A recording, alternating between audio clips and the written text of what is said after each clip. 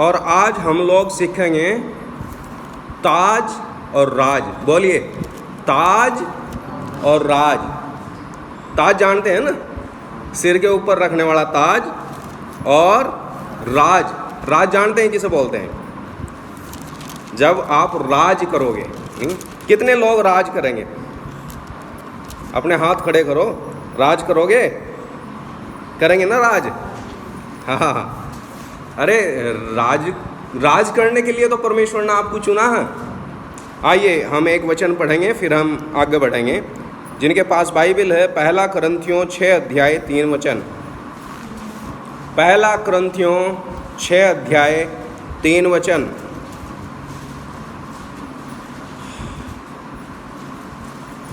देखते हैं कौन सबसे शुरू में पढ़ेंगे। जोर से पढ़ेंगे, सब मिलकर पढ़ेंगे। अच्छा, 1 कुरिन्थियों 6:3। क्या तुम नहीं जानते कि हम स्वर्गदूतों का न्याय करेंगे, तो क्या सांसारिक बातों का निर्णय न करें? क्या सवाल है आज का? क्या तुम नहीं जानते कि हम स्वर्गदूतों का न्याय करेंगे? क्या तुम नहीं जानते? हम सिंगुलर वर्ड है या प्लूरल है? ये हम आई नहीं है, वो इकला नहीं है। वी का मतलब हम सब क्या करेंगे? हम लोग राज करेंगे भाई। आइए प्रार्थना करते हैं। प्यारे प्रभु, आप अपने वचन के पढ़े जाने पर आशीष दें और आप हमें आनंदित करें उस उम्मीद और आशा में और उन बहुत सारी सुंदर बातों में जो आपने हमारे लिए तैयार की है। हमारा आनंद बढ़े, हमारा विश्वास मजबूत होता जाए। इस वचन के पढ़े जाने पर आशीष दें। यिर्मयाह 1:9, निर्गमन 4:12, मुझ तुझ के लिए पूरा कर, हमसे बातें कीजिए, प्यारे यीशु के नाम, आमीन। तो आज का विषय क्या है, कोई बताइए? राज और ताज, या बोलिए ताज और राज। ताज को इंग्लिश में बोलते हैं क्राउन। क्या बोलते हैं ताज को? क्राउन। नहीं, आज ताज और राज के लिए क्या क्या हो रहा आप सब अच्छी तरीके से जानते हैं। हम किसी को कोई ज़्यादा अतिशयोक्ति करने की ज़रूरत नहीं है। लेकिन बाइबल के अंदर जब मैं देख रहा था कि जब लोग राजा बनते थे तो कितना भयंकर नरसंहार होता था।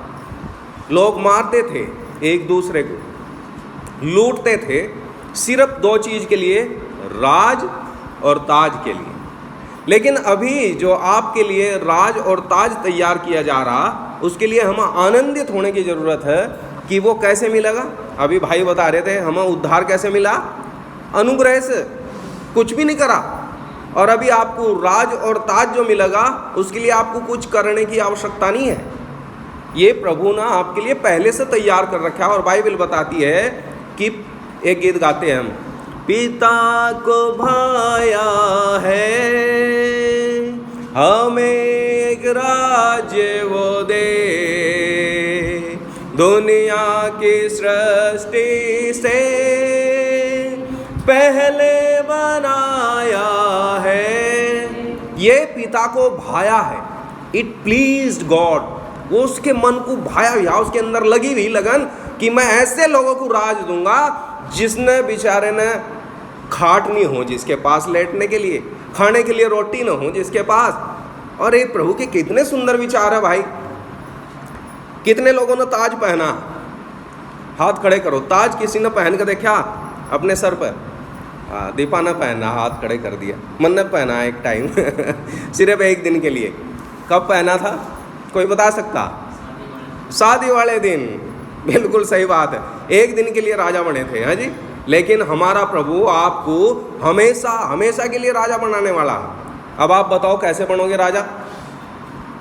बोलो, राजा का बच्चा राजा। सिंपल है ना भाई। राजा हमारा पिता परमेश्वर जो है उसे हम बोलते हैं किंग ऑफ किंग्स, राजाओं का राजा। एक और गीत गाते हैं, राजाओं का राजा तू ही है, प्रभुओं का प्रभु तू ही है। वो राजाओं का राजा है, प्रभु का प्रभु है। और अगर आप राजा की संतान हैं तो बिना कुछ करे धरे आप क्या बन जाओगे? बोलो यीशु मसीह की। राजा के घर के अंदर कौन पैदा होते हैं? राजा पैदा होते हैं। शेर के घर के अंदर कौन पैदा होता? शेर पैदा होता। हाथी के घर में हाथी पैदा होते हैं। तो आप राजाओं के राजा के घर में पैदा हुए बच्चे हो। और बाइबल बताती है जितनों ने उसे ग्रहण किया उसने उन्हें परमेश्वर की संतान होने का अधिकार दिया, अर्थात उन्हें जो उसके नाम पर विश्वास करते हैं। आप परमेश्वर के संतान हो। अगर राजा का बच्चा काला हो गया तो क्या राजा नहीं होगा वो? अरे वो राजा होगा भाई है जी। अगर राजा का बच्चा, मैं लाल किले में गया तो मैंने देखा जोधाबाई का लहंगा तो बहुत बड़ा, और हमारे अकबर साहब का जो मैंने कुर्ता देखा तो वो इतना सा। तो मुझे मालूम हुआ कि जो अकबर साहब थे वो इतने लंबे नहीं थे, वो तो मुश्किल से 5 फुट के थे, लेकिन राजा हुआ ना। तो साइज से राजा का आकलन नहीं किया जाता। आप राजा के घर के अंदर पैदा हुए, आप राजा हो, बस सिंपल। आप राजा की बेटी हो तो आप रानी हो, सिंपल। और यहाँ बाइबल में लिख रखा है आपको किस लिए परमेश्वर ने चुना। पढ़ो, देखो क्या लिख रखा है। यहाँ एक सवाल है, और सवाल क्या है? क्या तुम नहीं जानते कि हम स्वर्गदूतों का न्याय करेंगे? प्रभु की स्तुति हो। आप स्वर्गदूतों का न्याय करोगे, है जी। देखो, पढ़ो प्रकाशित वाक्य 20:4। प्रकाशित वाक्य 20:4। हमारे हृदयों को आनंदित और मगन होना चाहिए कि हमारे परमेश्वर ने आपको एक छोटे काम के लिए नहीं, एक बहुत बड़े कार्य के लिए चुना। हम देखो 20:4 हम मिलकर पढ़ेंगे। प्रकाशित वाक्य 20:4। फिर मैंने सिंहासन देखे और उन पर लोग बैठ गए और उनको न्याय करने का अधिकार दिया गया, है जी। ये कौन से सिंहासन है? अरे स्वर्ग के अंदर आपके लिए सिंहासन लगे हुए। आपको राज मिलेगा, आपको ताज मिलेगा। बोलो यीशु मसीह की। आप सिंहासनों पर बैठ कर राज करोगे, और सिंहासनों पर बैठ के किसका न्याय करोगे? देखो तो आम आदमी का न्याय नहीं कर रहे। बाइबल में लिखकर क्या किसका न्याय करोगे? स्वर्गदूतों का, फरिश्तों का। प्रभु की स्तुति हो। आप साधारण लोग नहीं हो, आप राजाओं के राजा, प्रभु के प्रभु की संतान हो। और बाइबल बताती है कि परमेश्वर ने आपको एक महान उद्देश्य के लिए चुना। और क्या उद्देश्य है? कि आप रूल करो। आप क्या करो? राज करो। अगर आपको ध्यान हो तो उत्पत्ति 1 अध्याय में परमेश्वर ने अपने बच्चे को आशीष दी थी जब उसने आदम को बनाया। और क्या कहा था? कि तुम फूलो फलो और पृथ्वी में भर जाओ और उसे अपने वश में कर लो, और हर चीज के ऊपर क्या करो? अधिकार रखो। इंग्लिश में लिख रखा है उस पर रूल करो। परमेश्वर की योजना है कि आप रूल करो, आप राज करो इस धरती के ऊपर। लेकिन वो राजकाज तो छिन गया पाप के कारण। अब क्या परमेश्वर की योजना बदल गई? योजना नहीं बदली। अगर किसी बाप ने सोचा कि मेरा बेटा इस पूरी प्रॉपर्टी का मालिक होगा और वो 10वीं में फेल हो जा, तो क्या पिताजी की प्लान बदल जाएगी? नहीं बदलने की। उसने कहा कोई बात नहीं, फेल हो गया, अरे फेल ही हो गया, कोई बात नहीं, दोबारा अटेम्प्ट कर। नहीं जी, उसकी योजना नहीं बदलने की। आपको मालूम नहीं, अमेरिका का जो पहला बहुत ज़बरदस्त राष्ट्रपति था, ज़बरदस्त राष्ट्रपति मैं कहूँगा, आपको मालूम है कितनी बार फेल हुआ वो? कितनी बार वो बेचारा इलेक्शन लड़ा, फेल हो गया, इलेक्शन लड़ा, फेल हो गया। और आज दुनिया के अंदर उस आदमी को बड़ी इज्जत के बहुत इज्जत दी जाती है। उसका नाम क्या था, कोई बता सके? इब्राहिम लिंकन। आप पढ़ना, मुझे उसकी कहानी पढ़ कर हमेशा आनंद मिलता। उसने बचपन में यीशु मसीह के बारे में पढ़ लिया। उसकी माँ उसे कोयले से सिखाती थी, घर में स्लेट नहीं थी, कॉपी पेंसिल नहीं थी, कोयले से धरती पर लिख कर पढ़ना सिखाया। वो पढ़ा और उसके मन में एक बात थी कि मुझे क्या करना है? अमेरिका के ऊपर राज करना। और वो राजा बना। आपको परमेश्वर ने राजा होने के लिए बुलाया, चुना। और हम क्या करेंगे? हम राज करेंगे, हम न्याय करेंगे, हम सिंहासन पर बैठेंगे। और आपके सिर के ऊपर क्या होगा? ताज होगा। कोई बता सके ये ताज क्या विशेष बात है ताज में? किसी को मालूम है? अगर आप सोचो यहाँ हम पूरी मंडली बैठी और सिर्फ एक आदमी के सिर के ऊपर ताज हो, तो उससे क्या लगेगा आपको? पूरी मंडली में सबका ध्यान किधर जाएगा? उस आदमी की तरफ जाएगा सिर जिसके सिर पर ताज होगा। ताज होने का मतलब है आदर। ताज होने का मतलब है एक सबसे अलग। ताज होने का मतलब है वो विजयी है। ताज होने का मतलब है वो अनॉइंटेड है। बहुत सारे खूबसूरत मतलब, लेकिन ताज जिसके सिर पर होगा वो एक अलग ही शख्सियत होगी। आज हम बाइबल के अंदर देखेंगे कि प्रभु यीशु हमारा परमेश्वर पिता अपने लोगों को ताज पहनाएगा। और किन किन लोगों को ताज पहनाए जाएंगे, आज हम इस बात के ऊपर डिस्कस करेंगे, प्रभु के वचन से हम मनन करेंगे। आइए हम पहले ताज के बारे में देखेंगे जो प्रकाशित वाक्य के अंदर लिखा हुआ। प्रकाशित वाक्य 2 अध्याय, प्रकाशित वाक्य 2 अध्याय, प्रकाशित वाक्य बाइबल की सबसे अंतिम पुस्तक है और ये अंतिम है, इसलिए हमेशा ध्यान रखना चाहिए ये अंतिम है तो ये अंत के बारे में ज़्यादा बात करती है। ठीक है, तो प्रकाशित वाक्य 2 अध्याय और आप उसका पढ़िए 10 वचन। 10 वचन, जिनके पास बाइबल है, प्रकाशित वाक्य 2 अध्याय 10 वचन। जो दुख तुझको झेलने होंगे उनसे मत डर, क्योंकि देखो शैतान तुम में से कितनों को जेल खाने में डलवाने पर है, ताकि तुम परखे जाओ, और तुम्हें 10 दिन तक क्लेश उठाना पड़ेगा। प्राण देने तक विश्वासी रहे तो मैं तुझे जीवन का मुकुट दूंगा। प्रभु की स्तुति हो। यहाँ तो एक कंडीशन जुड़ गई भाई। क्या कंडीशन है? बोलो, प्राण देने तक विश्वासी रहे। बोलो, सब बोलो, प्राण देने तक विश्वासी रहे तो क्या मिलेगा? जीवन का मुकुट। एक औरत मेरे पास आई, कहने लगी भाई देखो मैं सत्संग तो ले लूँगी। मगा जी हाँ, अब नु बताओ कते एक दिन तक रखना सत्संग। मगा मतलब यो देखो मेरे जहाँ बाल बच्चा हुआ बस मेरा काम तो पूरा हो गया, फिर क्या जरूरत है मुझे सत्संग। मगा सही बात है, तो सत्संग सिर्फ बच्चे पैदा करने के लिए है जी। एक और औरत मेरे पास आई, कहने लगी भाई ये 5 इतवार बतेरे होंगे। मगा हाँ, तुझे मिल लिया जीवन का मुकुट। 5 इतवार में सोच रही तू राजकाज में मिल जाएगा है जी। एक और तीसरी औरत एक बार मेरे पास आई, कहने लगी भाई जब मैं ठीक हो जाऊंगी फिर तो छोड़ सकूँ सत्संग को। मगर पहले ही छोड़ दो, बाद में क्या छोड़ेंगे तो है जी। बाइबल क्या बता रही? कितने मूर्ख लोग हैं जो आज झूठी प्रचार करते हैं कि 5 इतवार आ जाओ, 5 ये कर लो, 40 उपवास कर लो, यो कर दो और वो कर दो। मैं आपको बताऊं क्या मिलेगा उन्हें है जी, टुल्लू। हाँ, बाइबल में लिख रखा क्या? हमारा प्रभु की योजना बड़ी सुंदर। उन्हें क्या मिलेगा? जो प्राण देने तक विश्वासी रहेंगे उन्हें क्या मिलेगा? जीवन का। अभी आप विश्वासी कितने दिन के लिए? 1 दिन, 8 दिन, 10 दिन, महीना, 6 महीने। हम बहुत सारे लोगों को जानते हैं। इन 30 साल में हमने हजारों शादियां देखी, शादी हुई गायब। कम से कम हजारों ही महिलाएं देखी, लड़का हुआ गायब। हजारों ही लड़कियां देखी, शादी होगी गायब। मतलब क्या? उनका टारगेट सिर्फ शादी है, बच्चे हैं, चंगाई है। वह इस लोक के बारे में ज़्यादा सोचते हैं। स्वर्ग नरक उनके लिए मजाक है। मैं आपको बताऊं, नरक बड़ी भयंकर जगह है। अगर आपको यकीन ना आए तो आज चूल्हे में 1 मिनट अपनी उंगली चूल्हे में लगा कर रखना, सिर्फ 1 मिनट। आपको उस नरक का हल्का सा एक तजुर्बा मिल सकता है, बहुत थोड़ा सा। नरक बड़ी भयंकर जगह, वहाँ का आग, वहाँ की आग कभी नहीं बुझेगी, बाइबल बताती है। और वहाँ का कीड़ा कभी नहीं मरेगा, बड़ी भयंकर है। कभी इसे मजाक में मत लीजिएगा।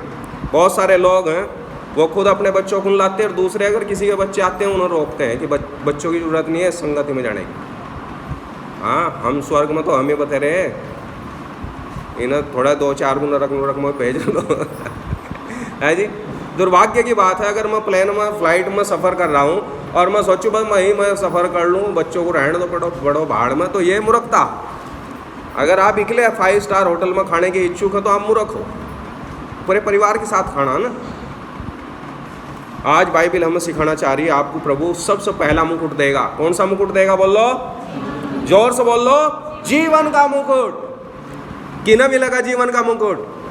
जो लोग प्रभु के साथ दुख झेलने के लिए तैयार हैं, अंतिम टाइम तक भी वो विश्वासी रहेंगे, अंतिम समय तक। मैं बहुत सारे ऐसे लोगों को जानता हूँ जिन्होंने अंतिम समय तक यीशु मसीह को नहीं छोड़ा। एक भाई था, उसका लिवर एनलार्ज हो गया, उसके हार्ट में कुछ प्रॉब्लम हो गई, और लास्ट में जब वो बिल्कुल अपनी खाट पर लेटा हुआ था, उसके माँ बाप ने कहा कि ऐसा हमारे थान मकान बिगड़े हुए, अब तू हाथ जोड़ ले इनके सामने, अब कब तक यीशु के चक्कर में रहेगा। उस आदमी ने कहा मैं मर भी जाऊं, मैं ऐसा नहीं करने का। और वो थोड़े चंद घंटों में प्रभु के पास चले गया। ऐसे आदमियों को क्या कहोगे आप? चंगाई नहीं मिली बेचारे को, स्वर्ग में चले गए। लेकिन मैं हमेशा आनंदित हूँ कि एक दिन मिलूँगा उस भाई से। कभी इतवार नहीं छोड़ता था, अपंग आदमी था, कभी इतवार नहीं छोड़ता था।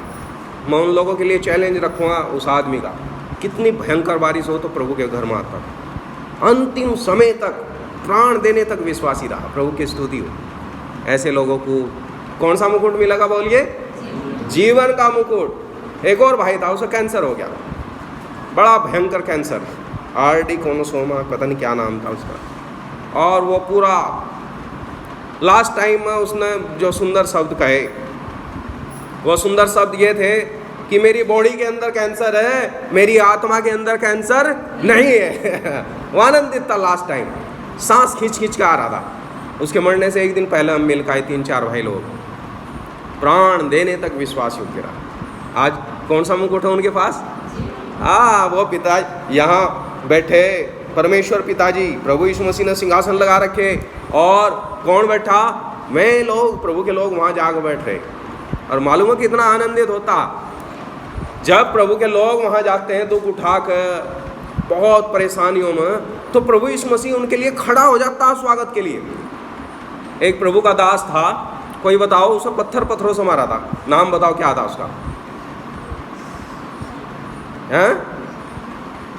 एक आदमी था जो प्रभु यीशु मसीह का चेला था, और उस पौलुस ने, साउल ने पत्थर मार मार कर मार दिया था। और उसने यीशु मसीह के समान घुटने टेक कर प्रार्थना करी थी कि हे पिता, इन्हें माफ कर। क्या नाम था उस चेले का? स्टीफनोस। प्रदीप भाई ने बता दिया क्या नाम था उसका? स्टीफन।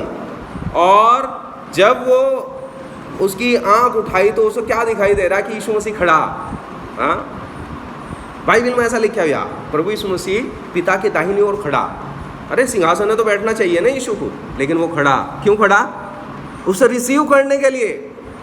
आजा, तेरा स्वागत। नहीं, प्रभु की स्तुति हो। यीशु मसीह खड़ा अपनी सीट से रिसीव करने के लिए, स्वागत करने के लिए। कितना आदर की बात है, कितना बड़ा आदर की बात है।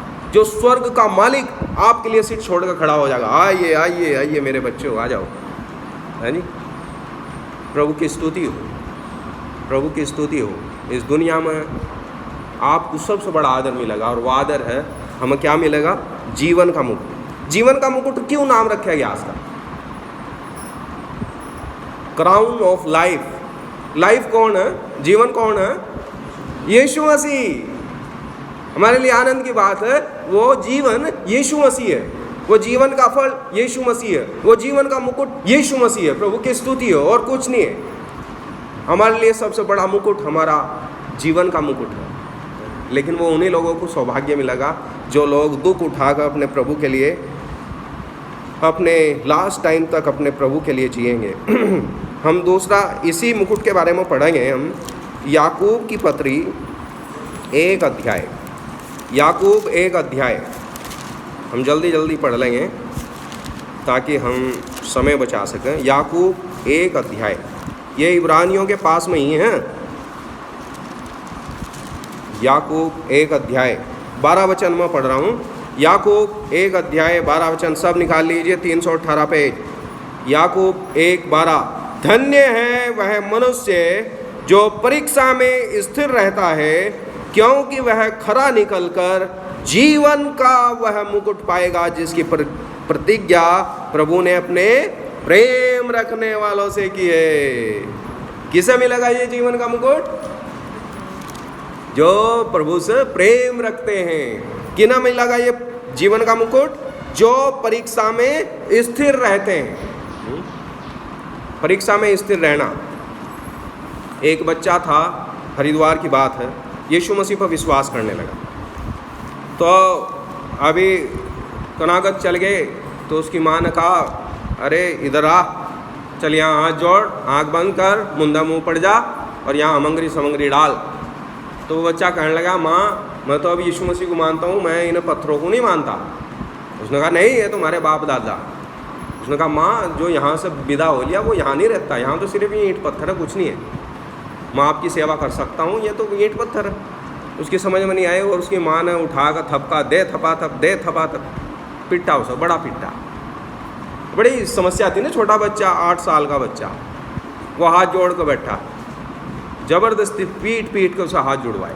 और वो बच्चा हाथ जोड़ कर कह रहा है, परमेश्वर मैं जानता हूँ कि आप हर जगह हैं और मैं जानता हूँ यहाँ कोई ईंट पीट में कोई नहीं है, लेकिन मेरी माँ ने तो मेरी तोड़ तोड़ कर मेरी हालत ख़राब कर दी। हे प्रभु मैं किसी के आगे हाथ नहीं जोड़ता, मैं सिर्फ आपके आगे हाथ जोड़ता। बड़ी कुटाई हुई इसकी। जो परीक्षा में स्थिर रहते हैं उन्हें एक दिन क्या मिलेगा? जीवन का मुकुट। बहुत सारे बहन भाई छीते पीटे प्रभु के लिए, उन्हें जीवन का मुकुट मिलेगा, जो अंतिम समय तक प्रभु में बने हुए हैं। और ये मुकुट उन लोगों को मिलेगा जो परमेश्वर से प्रेम रखते हैं। अब हम पढ़ेंगे, पहला मुकुट पढ़ लिया, कौन सा मुकुट है? पहला जीवन का मुकुट। अब दूसरा मुकुट आपको मिलेगा, पढ़िए आप, जो प्रभु की सेवा करते हैं। पहला पत्रस 5 अध्याय, यही बिल्कुल पास में ही है, बिल्कुल पास में ही, थोड़ा सा आगे बढ़ोगे, पहला पत्रस 5 अध्याय, पहला पत्रस 5 अध्याय। और मैं 2 वचन से 4 वचन तक पढ़ूंगा ताकि आपको मालूम हो जा कि ये किन लोगों को मिलेगा। 2 वचन से 4 वचन तक ध्यान से सुनिए। कि परमेश्वर के उस झुंड की जो तुम्हारे बीच में है रखवाली करो, और यह दबाव से नहीं, परमेश्वर की इच्छा के अनुसार आनंद से, और नीच कमाई के लिए नहीं पर मन लगाकर। जो लोग तुम्हें सौंपे गए हैं उन पर अधिकार न जताओ, वरन झुंड के लिए आदर्श बन जाओ। जब प्रधान रखवाला प्रकट होगा तो तुम्हें महिमा का मुकुट दिया जाएगा जो मुरझाने का नहीं। प्रभु की स्तुति हो। जो लोग प्रभु की सेवा करते हैं, अपने झुंड की रखवाली करते हैं, दबाव से नहीं परमेश्वर की इच्छा और आनंद से करते हैं, नीच कमाई के लिए नहीं पर मन लगा कर करते हैं, जो लोग सौंपे गए उनके ऊपर अधिकार नहीं जताते बल्कि आदर्श जीवन जीते हैं, वो लोग एक दिन महिमा का मुकुट पाएंगे। और कौन देगा वो महिमा का मुकुट? प्रभु यीशु।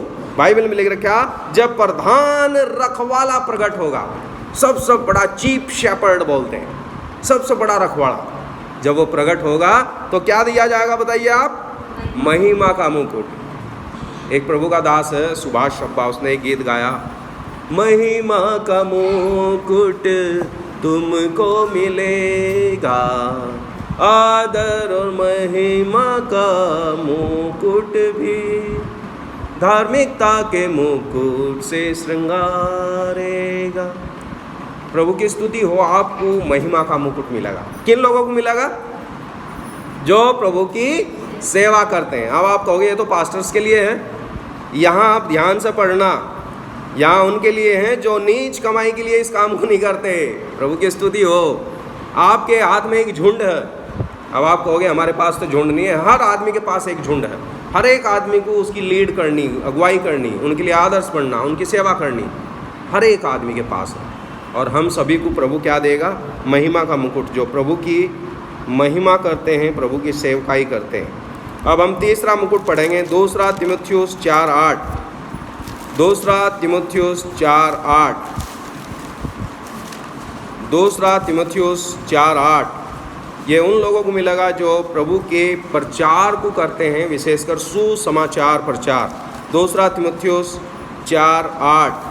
जब प्रभु के दास ने तीमुथियुस को चिट्ठी लिखी तो उसने कहा था कि तू वचन का प्रचार कर, समय असमय तैयार रहे, सबको उलाहना दे, डांट, समझा, फटक, क्योंकि ये अंतिम समय में लोग खरे उपदेश नहीं सुनने के। हाँ, और फिर बाइबल में लिख रखा उन लोगों को कौन सा मुकुट मिलेगा। अब मैं पढ़ूंगा उसका 7 और 8 वचन। मैं अच्छी कुश्ती लड़ चुका हूँ, मैंने अपनी दौड़ पूरी कर ली है, मैं विश्वास की रखवाली की है, और भविष्य में मेरे लिए धर्म का वह मुकुट रखा है जिसे प्रभु जो धर्मी और न्यायी है मुझे उस दिन देगा, और मुझे ही नहीं वरन उन सब को भी जो उसके प्रकट होने को प्रिय जानते हैं। कौन सा मुकुट मिलेगा जो प्रभु के आने को प्रिय जानते हैं? हाँ जी, क्या का मुकुट लिखा है यहाँ? धर्म का मुकुट, धार्मिकता का मुकुट। कितने मुकुट हो गए? चलो पहला मुकुट कौन सा मिलेगा? जो लोग जागरे में बताएंगे, जो सो रहे में अभी सोते रहेंगे। पहला मुकुट जीवन का मुकुट, दूसरा मुकुट महिमा का मुकुट, तीसरा मुकुट धार्मिकता का मुकुट। अब हम देखेंगे दो किस्म के मुकुट। दुनियादारी तो मुक्तों के चक्कर में पड़ी हुई। देखो आपको कैसा मुकुट प्रभु देगा। पहला कुरिन्थियों 9 अध्याय, पहला कुरिन्थियों 9 अध्याय,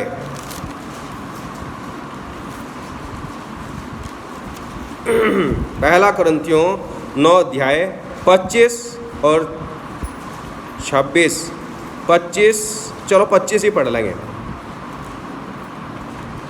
25 वचन, हर एक पहलवान सब प्रकार का संयम करता है, वह तो एक मुरझाने वाले मुकुट को पाने के लिए यह सब कुछ करता है, परंतु हम तो उस मुकुट के लिए करते हैं जो मुरझाने का नहीं।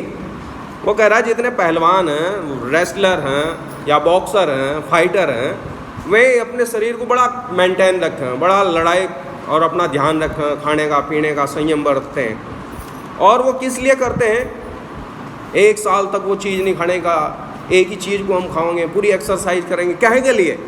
बस छोटे से एक मुकुट के लिए, जो मुरझाने वाला मुकुट। कैसा मुकुट है वो फैड हो जाएगा। इंग्लिश में लिख रखा है वो फैड हो जाएगा, फैड है जी।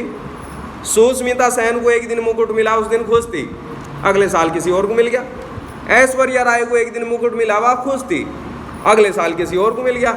ऐसे ही हमारे यहाँ एक दारा सिंह पहलवान था, उसे एक दिन एक इनाम मिला, उसके बाद दूसरे को मिल गया।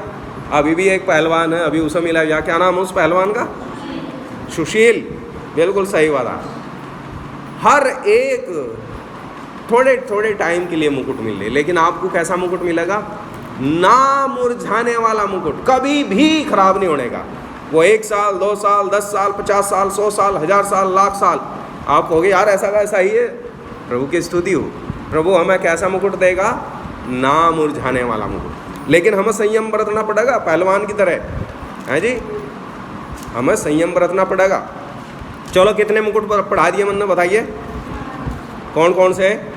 नंबर 1 जीवन का मुकुट, नंबर 2 महिमा का मुकुट, नंबर 3 धार्मिकता का मुकुट, नंबर 4 ना मुरझाने वाला मुकुट। अब 5वां मुकुट है बड़ा क्या कहना चाहिए, दुख का मुकुट। पढ़िए आप यूहन्ना 19 अध्याय, यह है यूहन्ना 19 अध्याय, 2 वचन से पढ़ेंगे हम। यूहन्ना 19 अध्याय 2 वचन से 5 वचन तक मैं पढ़ूंगा और इस मुकुट का नाम आप मुझे बताओगे। यूहन्ना 19 अध्याय 2 वचन से 5 वचन तक। सिपाहियों ने कांटों का मुकुट गूंथकर उसके सिर पर रखा और उसे बैंजनी वस्त्र पहनाए और उसके पास आकर कहने लगे, हे यहूदियों के राजा प्रणाम, और उसे थप्पड़ भी मारे। तब पिलातुस ने फिर बाहर निकलकर लोगों से कहा, देखो मैं उसे तुम्हारे पास फिर बाहर लाता हूँ ताकि तुम जानो मैं उसमें कुछ भी दोष नहीं पाता। तब यीशु कांटों का मुकुट और बैंजनी वस्त्र पहने हुए बाहर निकला और पिलातुस ने उससे कहा, देखो यह पुरुष। अब आप बताओ इस मुकुट का क्या नाम? कांटों का मुकुट, लेकिन आप इसे क्या नाम दोगे? प्रभु यीशु मसीह को मार रहे, थूक रहे, पीट रहे, मजाक बना रहे, उसे मजाक में करे यहूदियों का राजा, उसका ठट्टा बना रखा, उसे कपड़े राजा वाले पहना दिए, फिर कपड़े उतार लिए, तमाशा बना रखा। क्या कहोगे इसे? तमाशा। मेरे शब्दों में तो मैं कहूँगा तमाशे का मुकुट, दुख का मुकुट, बड़ा भयंकर वाला तकलीफ का मुकुट। जब मुकुट सिर के ऊपर रखे जाता, किसी से पूछ के देखना, अगर किसी को भारत का राजा बना दिया तो उसका बस चलो तो वो ये कहेगा पूरी ज़िंदगी भाई ये मेरे सिर पे ही रहे ताज, बस कोई छोड़ना नहीं चाहता। लेकिन ये कौन सा ताज है जो यीशु मसीह ने पहना? ऐसी क्या काबिलियत है इस ताज के अंदर जो यीशु मसीह ने बड़ी खुशी खुशी पहन लिया? ऐसा क्या अट्रैक्शन है इस ताज के अंदर? मेरे भाई बहनों, अगर काश यीशु मसीह वो ताज ना पहनता, वो शर्म का, वो जिल्लत का, वो मजाक का, वो दुख का, वो तकलीफ का, और तो और जो कांटे हैं वो किस चीज़ को रिप्रेजेंट करते हैं? श्राप, इस धरती का श्राप, वो सब कुछ उसने अपने सिर के ऊपर रख लिया। अगर काश वो ताज ना पहनता, तो आज हमने ताज के बारे में पढ़ा, आपको ना तो जीवन का मुकुट, ना तो महिमा का मुकुट, ना तो धार्मिकता का मुकुट, और ना मुरझाने वाला मुकुट मिला। लेकिन प्रभु की स्तुति हो, मेरे परमेश्वर ने आपके लिए क्या तैयार कर रखा? देखो किन के लिए तैयार करा उसने, किन के लिए तैयार करा उसने, मालूम है आपको? है जी, हमारे प्रभु ने ये जो अद्भुत बातें लिख रखी है ना, वो उसने बाइबल में लिख रखा, उसने गरीब लोगों को चुन लिया। कैसे लोगों को चुन लिया? गरीब लोगों को, राजकाज के लिए। है जी, राजकाज के लिए उसने कैसे लोगों को चुना? गरीब लोगों को चुना। प्रभु की स्तुति हो, हमारा प्रभु उसने आपको अपनी महिमा के लिए चुना। और बाइबल में लिख रखा वो हमें क्या देगा। मुझे वो आयत बहुत अच्छी लगती है जो कुरिन्थियों में लिखी हुई 2 अध्याय के 9 वचन में, 2 अध्याय के 9 वचन में।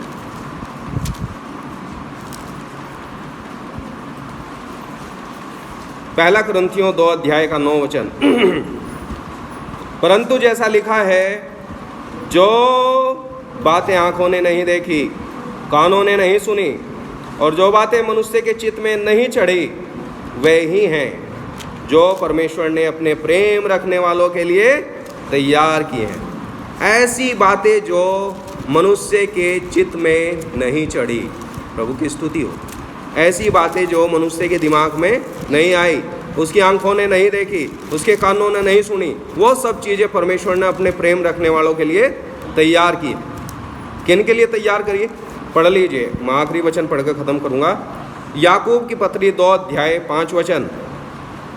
याकूब की पत्री 2 अध्याय 5 वचन। सब ध्यान से सुनिए और मुझे बताना कि किन लोगों के लिए परमेश्वर ने राज और ताज रख रखा। आज का विषय क्या है? राज और ताज। और आप बताओगे कि ये किसके लिए है। मैं पढ़ रहा हूँ, पेज नंबर 319 है, याकूब की पत्री 2 अध्याय 5 वचन। हे मेरे प्रिय भाइयों सुनो, क्या परमेश्वर ने इस जगत के कंगालों को नहीं चुना कि विश्वास में धनी और उस राज्य के अधिकारी हों जिसकी प्रतिज्ञा उसने ना उनसे की है, जिसकी प्रतिज्ञा उसने उनसे की है जो उससे प्रेम रखते हैं। बताइए, राज और ताज किसके लिए कर रखा प्रभु ने तैयार? मैं एक बार और पढ़ूंगा, ध्यान से सुनिएगा अपने कानों खोल के।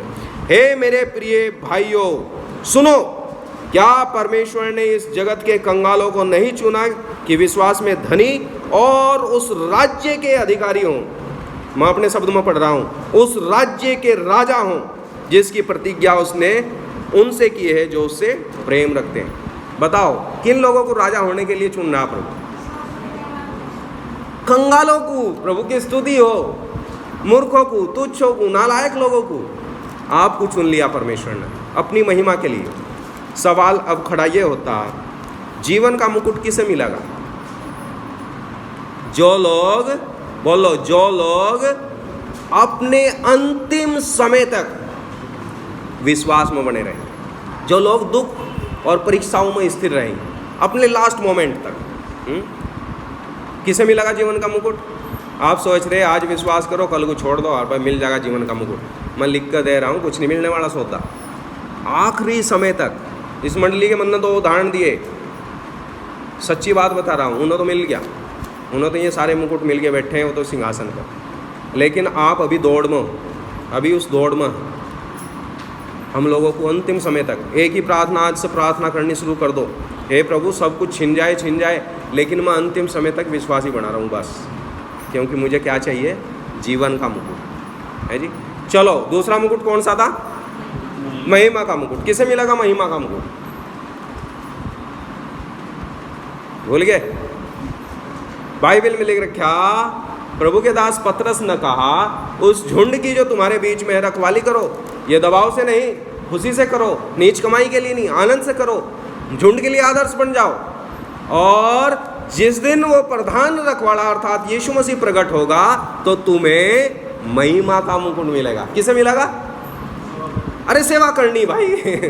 अब आप कहोगे झुंड कौन है? मेरा परिवार झुंड है। ज़्यादा चक्कर में न पड़ो, कभी आप घूम रहे हो झुंड बनाऊंगा मंडली। आपको प्रभु ने एक झुंड दे रखा, उस झुंड की रखवाली आपको करनी, आदर्श बनना। ऐसा नहीं कि कोई आपको 100 रुपये देगा, ले भाई अपने घर में प्रार्थना करिए और तब मैं प्रार्थना करूँगा। नहीं, नीच कमाई के चक्कर में नहीं, अपने प्रभु से प्यार करना, उसकी सेवा करनी। चलो तीसरा मुकुट कौन सा है? धार्मिकता का मुकुट। किसे मिलेगा धार्मिकता का मुकुट? जो लोग प्रभु के प्रचार को समय असमय तैयार रहे। मुझे कई बार अचानक फ़ोन कॉल आवा, भाई आज आप दिल्ली के जूम में आप वचन देना। ठीक है भाई, धन्यवाद। हमें समय असमय तैयार रहना। प्रभु ने आपको कुछ दिया है सौदा, आपको प्रचार करना। आप किसी को भी प्रचार कर सकते हैं। अगर नहीं ज़्यादा लंबा प्रचार आता तो किसी को भी पकड़ो और बोलो, भाई साहब परमेश्वर आपसे प्यार करता, यीशु मसीह ना आपके लिए मारे गए और आपके लिए गाड़े गए और आपके लिए जी उठे और दोबारा आने वाले हैं। बस खत्म हो गया आपका प्रचार। बहुत सिंपल है ना। किसी बहन को पकड़ो, एक बहन प्रभु यीशु आपसे प्यार करता, उसने आपके लिए अपनी जान दी, खत्म। सिंपल है ना। सबको प्रचार करना। आपको क्या मिलेगा फिर? धार्मिकता का मुकुट मिलेगा कि न मिलेगा? जो उसके आने को प्रिय जानते हैं। आपको बताना यीशु मसीह दोबारा आने वाला, हम तो इंतजार कर रहे हैं भाई जी। मैं एक भाई से जब भी बात करूं फ़ोन कॉल पर, मैं कहूं भाई कैसे हो, तो एक ही जवाब मिलता, चंदन भाई बस प्रभु के आने की बाट जो रहे, मिलने के लिए तैयार बैठे। मौत आए या प्रभु आए, एकदम से जाएंगे प्रभु जी के पास। चलो चौथा मुकुट कौन सा था? नाम उलझाने वाला मुकुट। कैसे, किसे मिलेगा ये? जैसे एक पहलवान कुश्ती करता, संयम बरतता, पूरी एक्सरसाइज करता, हमें विश्वास की एक्सरसाइज करनी, संयम बरतना, बहुत पापों से अलग रहना, एक पवित्र जीवन जीना। हमें कौन सा मुकुट देगा प्रभु? नाम उलझाने वाला। सबसे लास्ट का मुकुट कौन सा मुकुट था? तमाशे का मुकुट। किसने पहना वो आपको नहीं मिला। जलीलत मेरी होनी थी, तमाशा मेरा बनना था, मखौल मेरा बनना था, मार मुझे मिलनी थी, पिट्टा में जाना था, मौत मुझे मिलनी थी, लेकिन किसी और न ले। प्रभु की स्तुति हो। हम हमेशा उस कांटों के मुकुट के लिए धन्यवाद करें और याद करें कि जब मेरा प्रभु यीशु मेरी इस धरती के पास आया, इस धरती पर आया, मेरे घर आया, तो हमने क्या दिया उसे? हमने उसे दिया कांटों का मुकुट। अब इसका विपरीत, एक दिन मैं उसके घर जाऊंगा, जब मेरे प्रभु के यहाँ मैं जाऊंगा तो मेरा प्रभु मेरा खड़ा होकर स्वागत करेगा। प्रभु की स्तुति हो। और क्या पहना होगा? हमें 5 किस्म के मुकुट, 4 किस्म के मुकुट हमने पढ़े जो हमें प्रभु देने वाला। 5वां मुकुट तो प्रभु जी ने ले लिया। अब आपके सिर तो एक ही है, मुकुटों का क्या करोगे आप? अलग अलग मुकुट को इसे तार कर रखा, दूसरे को रखेंगे, दूसरे को रखा, तीसरे को, ऐसे रखेंगे। मुकुट जो है और कुछ नहीं है, ध्यान से सुनिएगा। मुकुट हमारे सिर की शोभा, यानी हमारा प्रभु हमारे सिर को शोभायमान करता। मुकुट मालूम है कब पहनाया जाता था? मैं इस स्टडी को और आगे नहीं खींचना चाहता। जब मुकुट पहनाया जाता था, मुकुट पहनाए जाने से पहले उसका क्या होता था, कोई बताओ? अभिषेक। सिर्फ उन लोगों को मुकुट मिलेगा जिनका अभिषेक हुआ। आप लोग जो प्रभु के ऊपर विश्वास करते हैं, जिस दिन आपने अपने गुनाहों की माफ़ी मांगी, जिस दिन आपने यीशु मसीह पर विश्वास किया, उसी दिन पवित्र आत्मा जी के अभिषेक आपके अंदर आ गया। आप अभिषेक पाए हुए लोग। और जिनका अभिषेक नहीं है उनके लिए कोई मुकुट नहीं है। ध्यान रखना, बिना अभिषेक कोई मुकुट नहीं है। प्रभु के दास के बारे में मैं पढ़ रहा था आज, दाऊद के बारे में। प्रभु परमेश्वर के वचन था कि मुझे मेरे मन का व्यक्ति मिल गया। वो उसके मन के व्यक्ति को ताज पहनाता। फिर उसने शमूएल से कहा, कुप्पी में तेल भर, यिशै के घर जा। वहाँ गया और उसने बड़ा आया, फिर सुंदर आया, फिर बुद्धिमान आया, फिर ऐसा आया वैसा आया। उसने कहा भाई सब खत्म हो गए। उसने कहा नहीं, एक और है। कहाँ? सबसे छोटा। कभी छोटे को ताज नहीं मिलता था, लेकिन प्रभु अद्भुत है, वो छोटे को बड़ा कर सकता। और उसने दाऊद को बुलवाया खेत से, भेड़ बकरियों की रखवाली कर रहा था, और सिर के ऊपर उसके क्या उड़ेल दिया? तेल डाल दिया, उसका अभिषेक कर दिया। ये इजराइल का राजा हो। प्रभु ने उसे राज दिया। मेरे भाई बहनों, हमारा परमेश्वर की एक विशेष योजना, आप परमेश्वर के मन के, आप परमेश्वर के चुने हुए लोग हो। प्रभु यीशु के द्वारा पवित्र आत्मा जी का आपका अभिषेक हुआ और आपके सिर के ऊपर सिर्फ अब ताज रखे जाना बाकी है, और वो जल्दी होगा। वो एक बड़ा जश्न होगा। हमें एक दिन ताज पहनाए जाएंगे। ध्यान रखना, उद्धार मुफ्त में प्रभु हमें देता, लेकिन ताज के लिए कुछ मशक्क़त करनी पड़ती है जी। ताज छीन सकता, वो वचन पढ़कर हम ख़त्म करेंगे। ताज छीन सकता, उद्धार नहीं छीनता, ध्यान रखना, लेकिन ताज छीन सकता। प्रकाशित वाक्य, प्रकाशित वाक्य कोई बता सके कहाँ लिखे या ताज छीन सकता? 3 अध्याय, प्रकाशित वाक्य 3 अध्याय मन्ना बताया दिया, वचन आप ढूंढो। प्रकाशित वाक्य 3 अध्याय